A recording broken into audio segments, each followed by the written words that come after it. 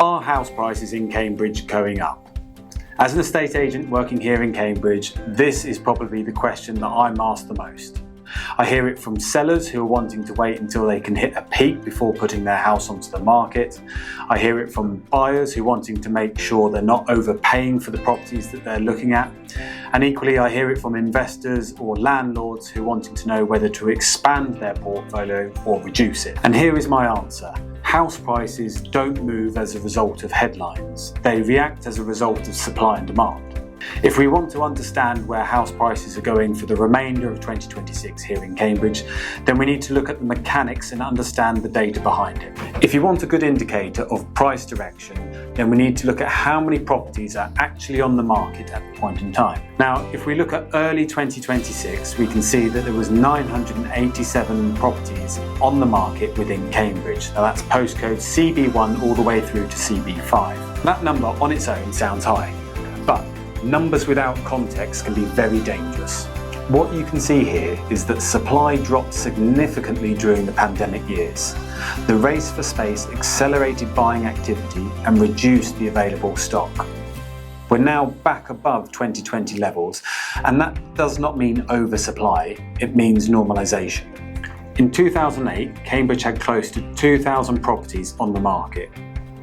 In early 2026, we were sitting at 987. That difference matters. So yes, supply is higher than the unusually tight period during the pandemic years. However, we're nowhere near the levels that historically have created the downward price pressure. Supply only tells you half the story. The other thing that we need to consider is, are buyers still active? Post-pandemic, demand for properties surged. In 2023, the market softened as interest rates adjusted. Volume stabilised in 2024 and 2025, and this is not collapse, it's a recalibration. Now compare that to the last genuine downturn between 2007 and 2009. Mortgage rates sat between 6.5% and 7.5%. Mortgage availability contracted sharply, unemployment rose by 60%, and people were forced to sell. This is what creates a price crash. Today, most homeowners are on rates between 3 and 5%. Importantly, there's no forced selling. And without forced selling, you remove the engine of a crash. Crashes happen when people are forced to sell. That pressure isn't present in Cambridge right now. So where does that leave us? Ultimately, everybody wants a number. Based on current supply levels, the remainder of 2026 is modest growth, anywhere around 1 to 2% on average. Ultimately, some areas will outperform others, and equally some property types will lessen. The other thing that we need to consider is Cambridge is not one market. It's dozens of micro markets which all operate together at the same time. If inflation remains contained and interest rates ease slightly, that stability continues. If rates spike unexpectedly, momentum slows. The key variability remains affordability. Here is where people get it wrong.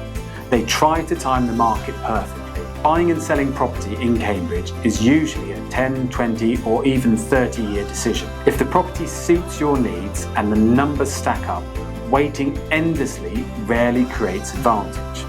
We advise our clients on what they're looking to achieve, the specific street, buyer profile we're targeting and price bracket, not on citywide averages alone. This is where real positioning happens. Timing the market perfectly rarely beats understanding your position. If you're considering selling your house in the remainder of 2026, what matters more than anything is positioning. Guesswork and predictions don't sell property. If you would like a data-led assessment and market appraisal on your Cambridge property, then you can follow the link below.